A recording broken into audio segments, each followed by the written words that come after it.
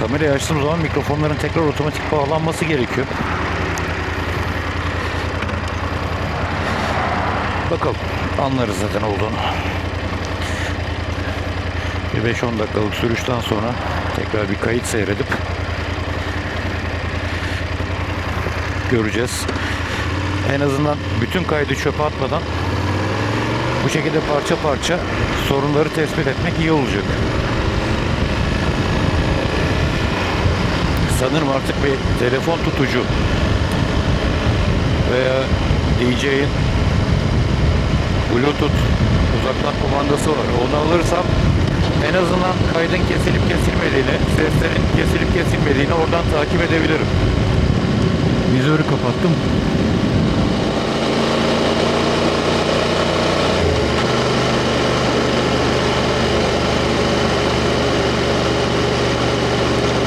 Büyük ihtimalle buraya kadar yapmış olduğum kayıttaki seslerin tamamı yine çöp oldu. Bakalım buradan sonrası nasıl olacak. Dediğim gibi acemilik. Bunlar benlik işler değil. Trafik ışıkları çalışmıyor. Önümüzde giden de jandarma trafik olabilir. Rengi ona benziyor. Adam beni motorlu görünce gazlayıp geleceğimi zannetti sanırım. Sağa attı kendini. Zabıtaymış. Plakası okunmayacak halde ama. Bilmeyenler için hatırlatayım. Zabıtaların da yetki bölgeleri içinde trafik cezası yazma hakları var arkadaşlar. Trafik kontrolünden sorumlular.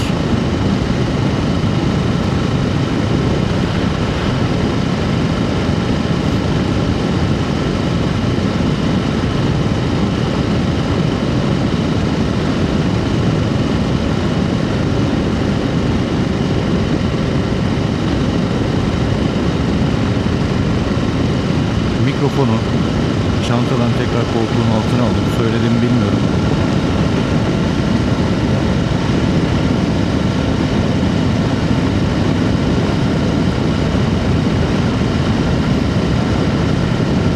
Uzun zamandır ilk defa burada bu kadar çok yaya trafiği görüyorum. Kış döneminde olmamıza rağmen turizm sezonu kapalı.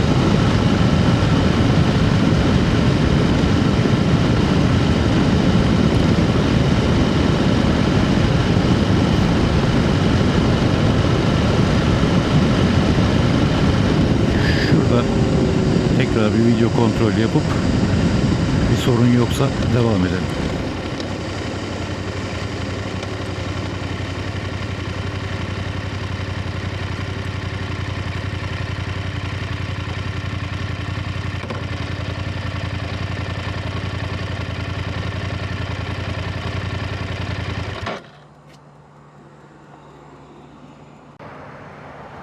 Evet. Şu an mikrofonlar çalışıyor. İki mikrofondan da ses alıyorum. Tahmin ettiğim gibi kask içine zaten gürültü aldığı için mikrofon çenemde, kask vizörü kapalı dahi olsa ki üzerindeki o rüzgar engelleyici tüyler de takılı. Buna rağmen o durumda bile kaskın içine gürültü giriyor arkadaşlar. Ya yalıtımı çok daha yüksek bir kaskınız olması lazım anladığım kadarıyla. Ya da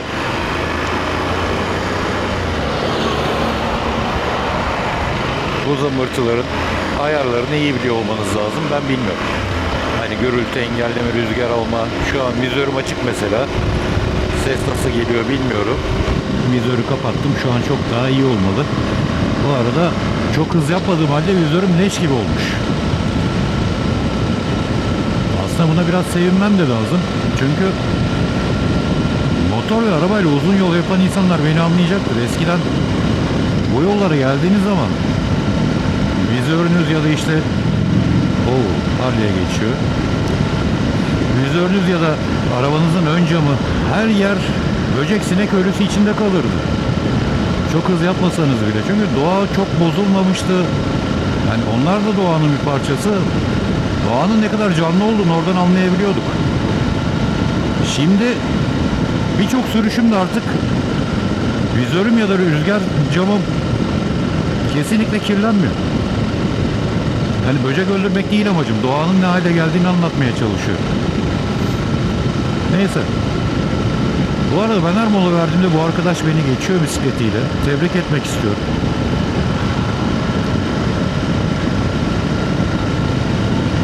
Dediğim gibi kask içine gürültü alıyor. Yalıtımı zayıf bir kask. O yüzden bu video kayıtlarında da çok belli oluyor. Hız yapmadığım halde.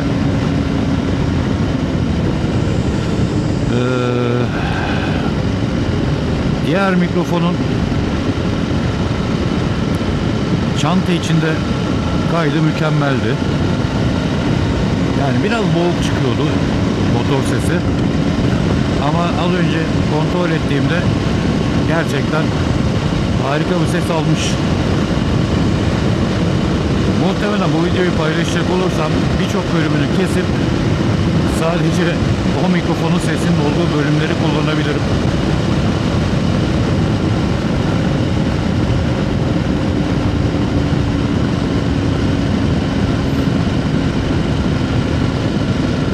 Bakın arkadaşlar, bu bir tır. Adam az önce 100 kilometre hızla trafik lambalarına gelirken sollama yapıyor. Bunlarla yola çıkıyoruz. Dikkat edin kendinize. Kendinizi iyi koruyun. İşte yolda bu adamlarla beraber sürüyoruz.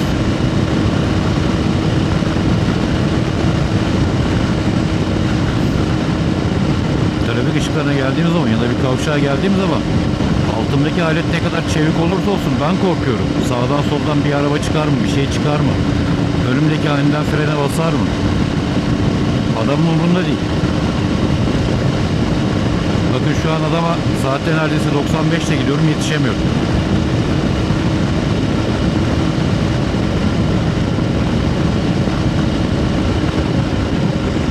Geçen bir video düştü internete. Siz de görmüşsünüzdür.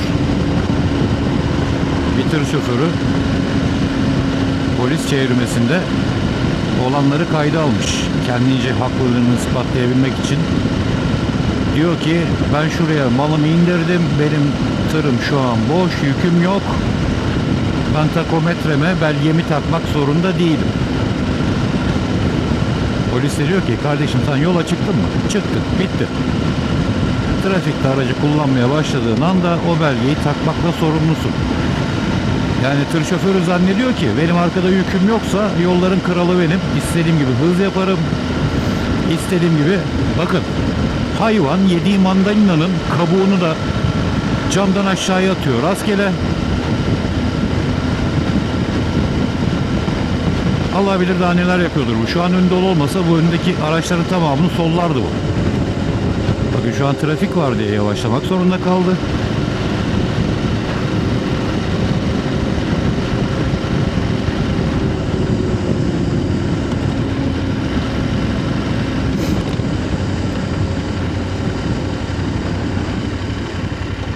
Bunun çok götüne girmemek lazım. Görüyorsunuz değil mi? Bir de sola kaçmaya çalışıyor. Bunları trafiğe salana sormak lazım.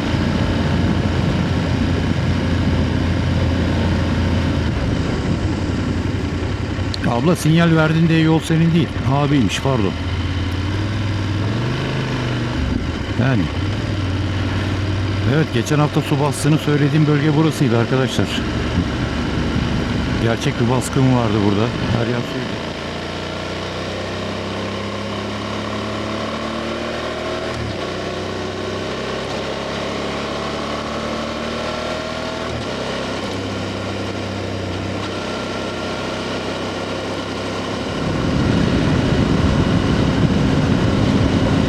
Adamın şeritten çıkmaya niyeti yok. Bakın bu da mecburen sağımızdan geçiyor.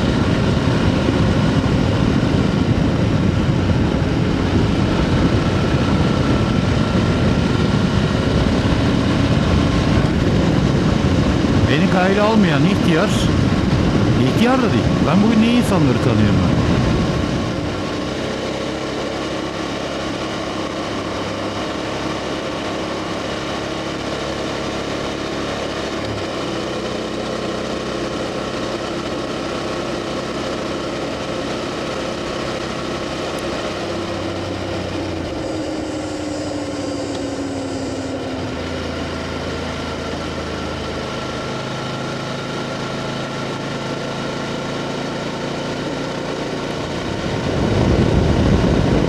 açtım.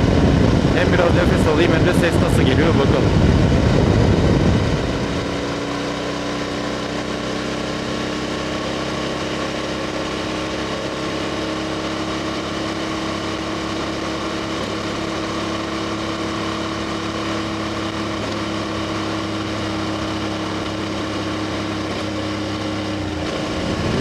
Çok sıkıntı olmayacaktır umarım. Yani nefes alarak gitmeyi tercih ederim.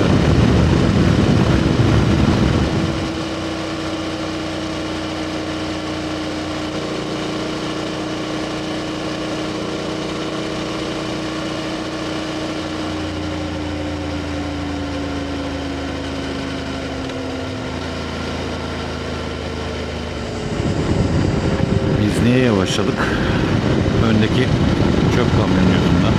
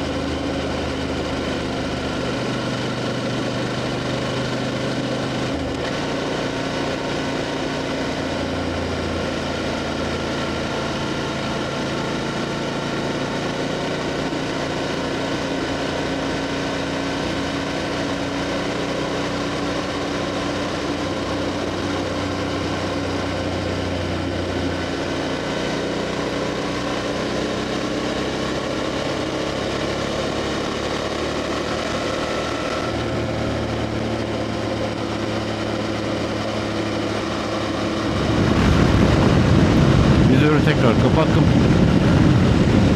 Şimdi geçen videonun altında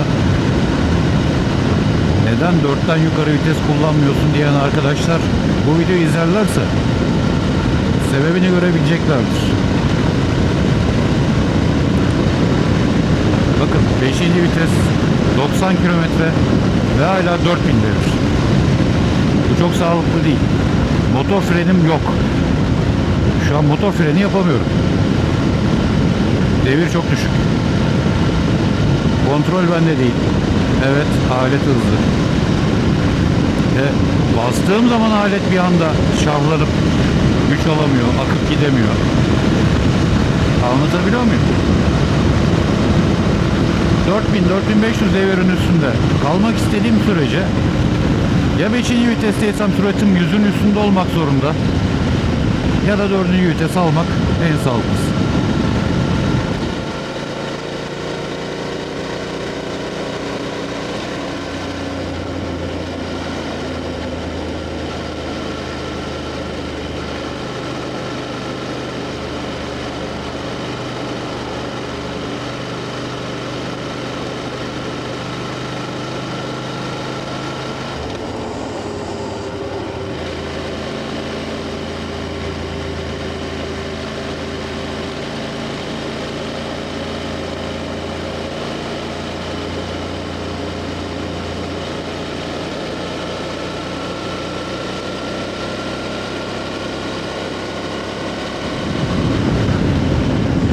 Yavaş.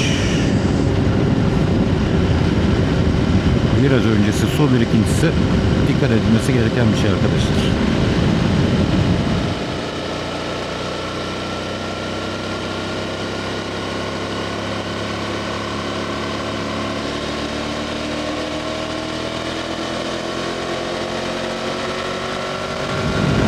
...6000 devirde şahlanla gitti motor.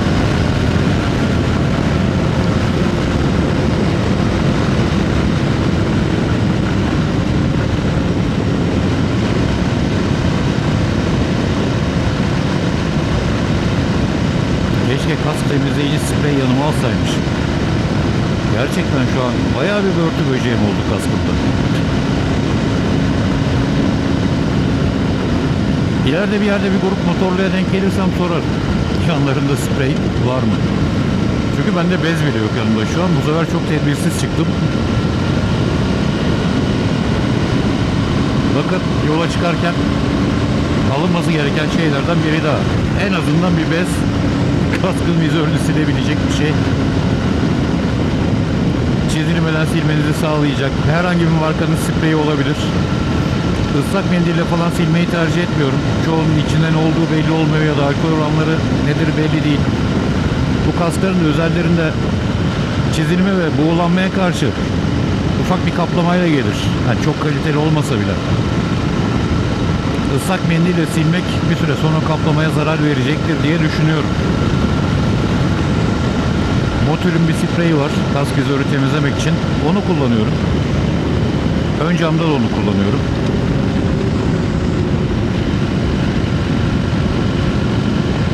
Yani en azından doğrusunu yaptığımı hissediyorum. Bazen öyledir ya, doğru olduğunu bilmezsiniz ama doğru yaptığınızı hissedersiniz. Doğruyu yapmak için bir çaba göstermiş oluyorum işte.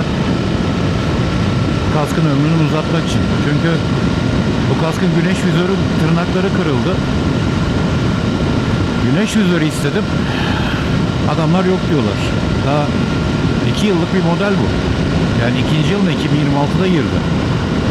2024'ün sonunda çıktı bu model yanlış bilmiyorsam. Adamlar elimizde parça yok diyorlar.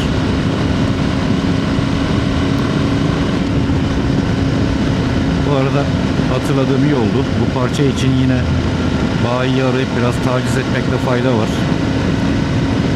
Çünkü gerçekten güneş vizörü olmadan kullanmak zor benim için. Gözlerim hassas. Kask kafama dar olduğu için de güneş gözlüğü takarken rahat edemiyorum. Yani iki ucu boklu değnek benim için, anlayacağınız. Evet, yine sevdiğim tüneldeyiz. Shortslarımda sürekli paylaşıyorum. Tünel, tünel, tünel. Seviyorum bu tüneli.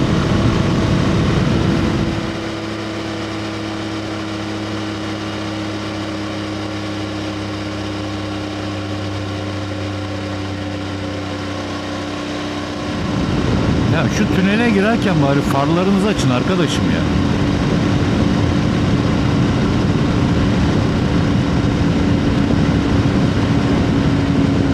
Tünellerin girişine yazıyorlar. Eşek kadar yazıyorlar.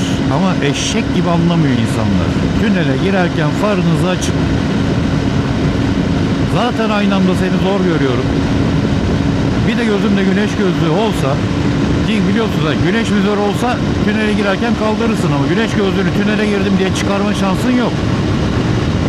Benim bu adamı arkamda görme şansım yok. Eskaza bir sol şeride kayayım desem gittik. Ruhuna El Fatiha.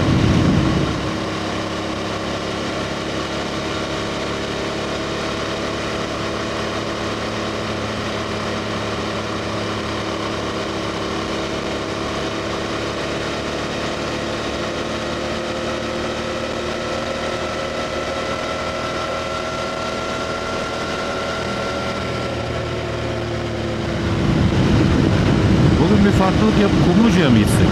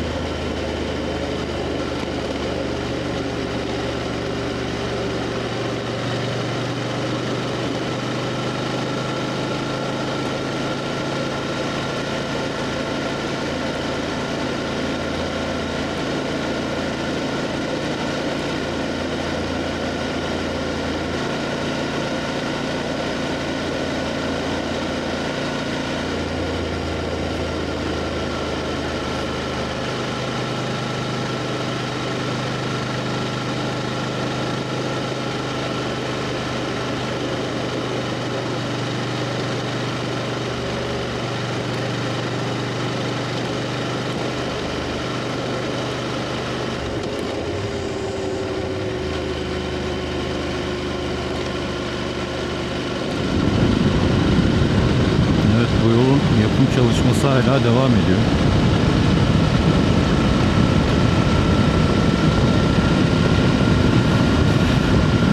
Bugün Kumluca'ya mı gitsek acaba diyorum ama geçen gün haberlerde vardı. Kumluca Antalya yol arasında çökme meydana geldi diye. Şu an yol durumu da belli değil. Gitmek çok akıllıca olmaz o yüzden.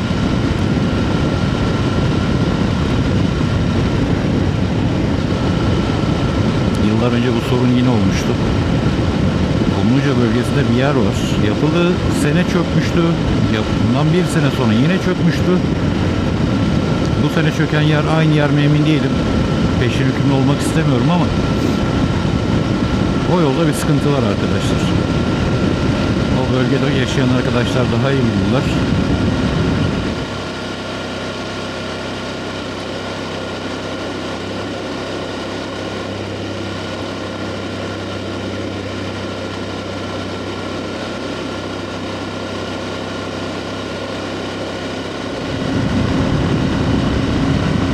Çok güzel yollar.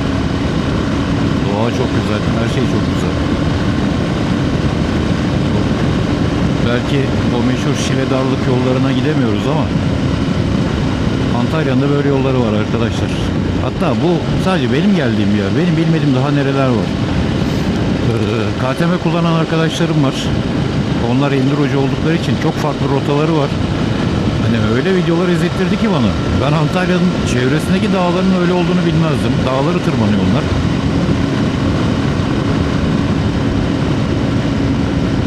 Kıymetini bilmemiz lazım. Bakın şehir merkezindeki trafiği saymazsak buraya kadar bir saat bile olmadı. Çok rahat geldim.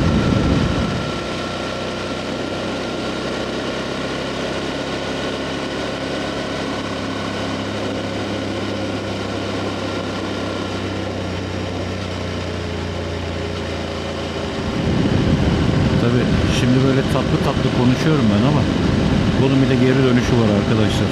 Geçen hafta inanın Antalya Liman Kavşağı'ndan Güllü'ye kadar gelmem, Milli Egemenliğe kadar gelmem neredeyse 40 dakikam aldı.